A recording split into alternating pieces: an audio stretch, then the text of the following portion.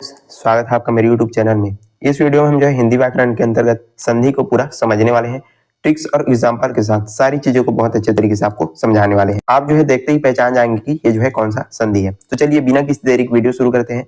Channel को subscribe कीजिएगा और दोस्तों को शेयर कीजिएगा। सबसे पहले परिभाषा यहाँ पर देखते हैं। ये जो परिभाषा है हम बचपन से इसको पढ़ते आ रहे हैं। जैसे यहाँ पर दिया गया है कि निकटवर्ती वर्णों के परस्पर मेल से होने वाले परिवर्तन को क्या कहते हैं? संधि कहते हैं। जैसे यहाँ पर क्या बताया जा रहा है, निकटवर्ती वर्णों के जो परस्पर मेल से होने वाला परिवर्तन उसी को क्या कहा जाता है? संधि कहा जाता है। अब यहाँ पर दिया गया है संधि के जो है 3 भेद होते हैं। यदि आपको पूछे परीक्षा में संधि के जो है कितने भेद होते हैं, तो आपको बताना है कि संधि के जो है 3 भेद होते हैं। कौन कौन से होते हैं? स्वर संधि, व्यंजन संधि और विसर्ग संधि। और इन्हीं तीन संधि को जो है हम पूरा ट्रिक्स और एग्जाम्पल के साथ आपको आसानी से समझाने वाले हैं। तो संधि के जो है 3 भेद होते हैं, स्वर, व्यंजन और विसर्ग संधि। अब इसके बाद है स्वर संधि के जो है 5 भेद होते हैं। जो स्वर संधि है उसके जो है 5 भेद होते हैं। यदि आपको पूछे स्वर संधि के कितने भेद होते हैं, तो 5 भेद होते हैं।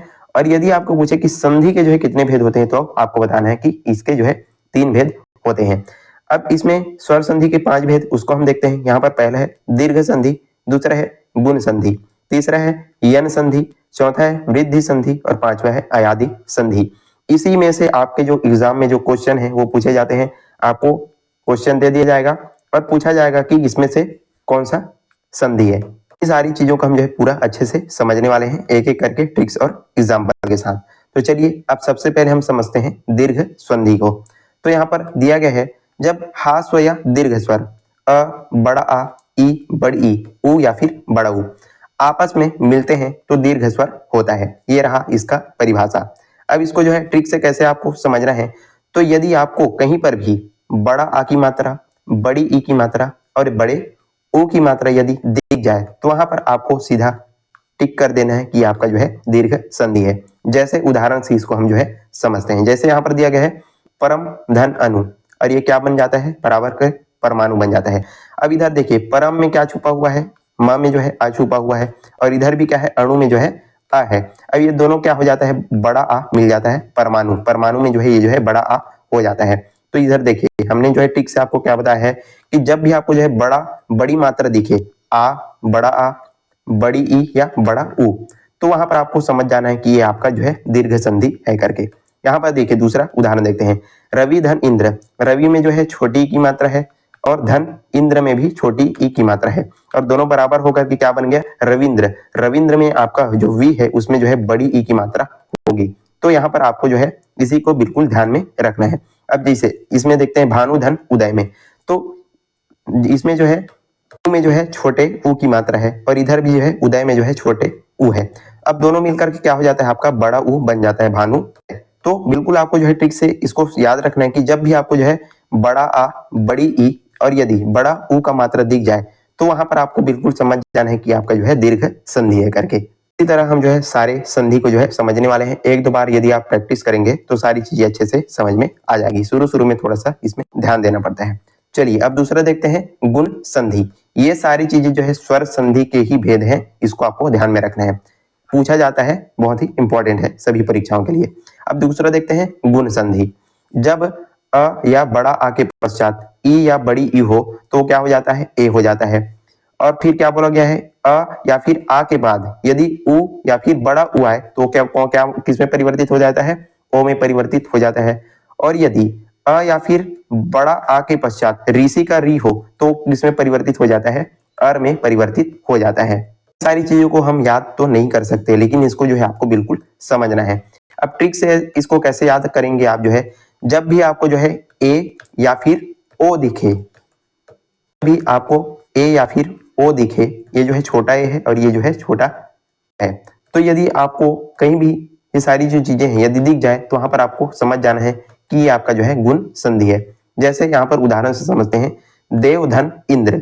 अब देव व में जो है अ की मात्रा है धन, इसमें इंद्र में कौन सी मात्रा है? ई की मात्रा है, अधन ई के बाद ये क्या हो जाता है? बराबर करके देवेंद्र हो जाता है। और हमने क्या पढ़ा है? जब भी अ या फिर आ के पश्चात ई या फिर बड़ी हो तो किसमें परिवर्तित हो जाता है? ए में परिवर्तित हो जाता है। तो यहाँ पर आप देखिए देवधन इंद्र, अब दोनों को यदि हम इसका जो है जब करते हैं तो क्या हो जाता है? देवेंद्र हो जाता है। यहाँ पर जो है ए की जो मात्रा है, सॉरी ए की छोटे की जो मात्रा है यहाँ पर लग जाती है। तो इस तरह आपको जो है समझ जाना है कि ये जो है आपका गुण संधि है। ए और ओ यदि आ जाए तो वहां पर आपको समझ जाना है ये आपका गुण संधि हो जाता है। जैसे अगला उदाहरण देखते हैं, महाधन इंद्र, महा आ धन, इसमें क्या हो गया इंद्र, और ये किस में परिवर्तित हो जाता है ए में, तो इससे क्या हो जाता है महाधन इंद्र बराबर महेंद्र हो जाता है आपका। उसके बाद है सूर्य धन उदय, अब ये क्या हो जाता है बराबर करने पर ही आपका सूर्योदय हो जाता है, मतलब इसमें जो है ओ की मात्रा आ जाती है। तो इस तरह से जब भी आपको जो है ए और ओ दिखे तो वहां पर आपको समझ जाना है ये आपका जो है कौन सा संधि हो जाता है, ये आपका जो है गुण संधि हो जाता है। चलिए अगला देखते हैं तीसरा, वृद्धि संधि। जब जब अ और बड़ा आ के बाद ए और बड़े ए मिलाए तो उस क्या हो जाता है ए हो जाता है, और जब भी अ और बड़ा आ के साथ ओ और अ को मिलाए तो जो है क्या हो जाता है अ हो जाता है। पहले हमने क्या पढ़ा, गुण संधि में हमने पढ़ा था कि ये सिर्फ क्या हो जाता है छोटे ए और बड़े छोटा ओ होता है, लेकिन वृद्धि संधि में ये क्या हो जाता है अ हो जाता है और बड़ा ए हो जाता है। जैसे ट्रिक से आपको याद रखना है, जब भी आपको जो है ए और अ दिखे, अ बड़ा वाला ये जो है दोनों बड़ा है, तो वहां पर आपका क्या हो जाता है आपका वृद्धि संधि आपका हो जाता है। जैसे उदाहरण से इसको कैसे समझेंगे, सदा धन एव, अब यहाँ पर आ धन क्या हो गया ए हो गया, अब दोनों मिलाकर के क्या हो जाता है ए बन जाता है। तो यहाँ पर देखिए तो क्या हो जाता है सदा धन एव बराबर सदैव हो गया है। उसके बाद है एक धन एक बराबर क्या हो गया एक एक, और फिर है वन धन औषध, ये क्या हो जाएगा आपका वन औषध। तो यहाँ पर देखिए इसमें जो है बड़ा ओ आ गया है, इसमें भी बड़ा ए है, तो यदि आपको इस तरह यदि दिख जाए तो वहां पर आपको समझ जाना है कि ये आपका जो है वृद्धि संधि है। लेकिन संधि में ये आपका जो है छोटा होता है, वृद्धि संधि में जो है बड़ा हो जाता है। चलिए अब चौथा देखते हैं यन संधि। अब यन संधि इसको कैसे समझेंगे, यदि ई और बड़ा ई के पश्चात विजाति स्वर हो तो क्या हो जाता है यह हो जाता है, उ और बड़े उ के पश्चात अन्य स्वर हो तो क्या बन जाता है वह बन जाता है, और री के पश्चात अन्य स्वर हो तो क्या बन जाता है आधा र बन जाता है। इसको जो है ट्रिक से आप कैसे याद रखेंगे, तो इसका ट्रिक है कि यदि आपको जो है व या व और र के पहले जो है आपको आधा शब्द देखने को मिलेगा, तो वहां पर आपको समझ जाना है कि आपका जो है यन संधि है करके। जैसे यहाँ पर देखिए अति धन अधिक, अब इसको कैसे लिखते हैं अत्याधिक। अब यहाँ पर देखिए हमने ट्रिक में क्या पढ़ा है कि य व और र से पहले आपको आधा शब्द मिलेगा, वहां पर आपका क्या हो जाता है यन संधि हो जाता है। और यहाँ पर देखिए अति धन अधिक अत्यधिक, य के पहले आपका आधा ता जो शब्द है वो देखने को मिला है, तो इसी कारण से आपका ये क्या हो जाता है यन संधि हो जाता है। अगला उदाहरण देखते हैं विधन आपक, अब इसको क्या लिखते हैं हम व्यापक लिखते हैं व्यापक। तो या के पहले क्या हो गया छोटा, जो पहले जो आधा शब्द है वो देखने को मिलता है, इसी कारण ये भी आपका जो है क्या हो जाता है यन संधि आपका हो जाएगा। उसके बाद है अगला सुधन अच्छे, और इसको क्या लिखते हैं हम स्वच्छ लिखते हैं। तो व के पहले भी आपका जो है आधा स इसको देखने को मिलता है, तो ये भी आपका जो है यन संधि हो जाएगा। ट्रिक बस आपको याद रखना है कि यदि व और र के पहले यदि आपको जो है आधा शब्द दिखे तो वहां पर आपका जो है यण संधि हो जाता है। अंतिम संधि देखते हैं अयादि संधि, तो इसलिए जो है पांचवा है, और इसमें क्या बोला गया है कि ए के साथ अन्य स्वर मिलाने पर जो है अय हो जाता है, फिर बड़ा ए के साथ यदि अन्य स्वर मिलाने पर ये क्या हो जाता है आय में परिवर्तित हो जाता है, ओ के साथ अन्य स्वर मिलाने पर जो है अ हो जाता है, और अ के साथ यदि अन्य स्वर मिलाने पर ये क्या हो जाता है आओ हो जाता है। तो इस तरह आपको इनको याद रखना है। अब ट्रिक से कैसे इसको याद रखेंगे, ए ओ और ओ की मात्रा नहीं आती, इसमें क्या आता है अधिकतम जो है 3 अक्षर ही आता है। इसमें क्या बोला गया है ट्रिक से इसको कैसे याद रखेंगे, इसमें आपको जो है किसी भी तरीके की ए बड़ा ए उसके बाद है ओ और औ, इसमें इन सारी चीजों की जो मात्राएं हैं वो नहीं आती, और ये अधिकतम जो है 3 शब्द का ही होता है। इस तरह से यदि आपको दिखे तो वहां पर आपको समझ जाना है कि आपका जो है अयादि संधि है, इसमें मात्राएं नहीं आती, इसको बिल्कुल ध्यान रखना है। जैसे उदाहरण से हम समझते हैं ने धन अन, तो ये क्या हो जाएगा नयन, गए धन अक, तो ये आपका क्या हो जाता है गायक हो जाता है, और पो धन अन, तो ये आपका क्या हो गया पवन। यहाँ पर देखिए ये जो है 3 ही जो अक्षर का शब्द है, और इसमें जो है ए ओ की मात्रा है वो नहीं आई हुई है। तो इस तरह आपको जो है ट्रिक से याद रखना है कि आपका क्या हो जाता है, अयादी संधि हो जाता है। इस तरह से हमने जो है स्वर संधि के जो पांचों जो भेद हैं उनको अच्छे से ट्रिक्स और एग्जाम्पल के साथ समझ लिया। अब जो है व्यंजन संधि और विसर्ग संधि को भी समझते हैं। तो पहले यदि आपको वीडियो पसंद आ रहा है तो लाइक करने और चैनल पर नए हैं तो जरूर आपको सब्सक्राइब कर देना है। चलिए अब व्यंजन संधि समझते हैं। व्यंजन संधि क्या है? जब दो शब्दों के मेल से व्यंजन धन व्यंजन या स्वर या व्यंजन मिलते हैं तब उसमें क्या हो जाता है, व्यंजन में परिवर्तित हो जाता है। तब उसी को हम क्या कहते हैं, व्यंजन संधि कहते हैं। यहाँ पर क्या बोला गया है, व्यंजन या स्वर या फिर व्यंजन यदि मिलते हो तो वो क्या हो जाता है, आपका व्यंजन संधि में परिवर्तित हो जाता है और उसी को हम जो है व्यंजन संधि कहते हैं। ट्रिक से इसको कैसे याद रखेंगे, क ख ग घ च छ ज झ ट ठ ड ढ अ त द और प ब, यानी कि जो समान वर्ण के जो व्यंजन है वो आपस में जो है बदल जाते हैं और यहाँ पर क्या होता है, आपका व्यंजन संधि होता है। चलिए अब इसमें जो है कुछ कुछ नियम है उनको आपको देखना है। जैसे नियम एक, जैसे यहाँ पर उदाहरण दिया गया है, सत धन क्या दिया गया है, जन दिया गया है। अब ये आपका क्या हो जाता है, सज्जन हो जाता है। उसके बाद है जगत धन जन, अब ये क्या हो जाता है, जगत जन का जो है व्यंजन संधि के उदाहरण है। अब इसका नियम दूसरा समझते हैं। अगर जो है त और द के बाद ज और च आए तो वो क्या बन जाता है, ज, उसके बाद पूरा ज और उसके बाद आधा च या फिर पूरा च। इस तरह से वो जो है लिखा हुआ आपको मिल जाएगा। जैसे यहाँ पर दिया गया है तत धन जन, तो यह क्या हो जाएगा, तज्जन। यहाँ पर देखिए ये जो त है, त के बाद क्या आ गया, आपका ज आ गया और ये दोनों मिलकर के क्या बन जाता है, आधा ज और पूजा ज, मतलब तत धन जन तज्जन हो गया। उसी तरीके से सत धन चित्त, सत धन चित्त और बराबर क्या हो जाएगा आपका सचित्त। तो यहाँ पर देखिए त के बाद क्या आ गया, आपका च आ गया, तो ये क्या बन जाता है आपका, इस तरह से च और आधा च और पूरा च मिलकर के आपका सचित बन जाता है। तो इसी सब चीजों को आपको जो है बिल्कुल ध्यान में रखना है और ये आपका जो है व्यंजन संधि हो जाता है।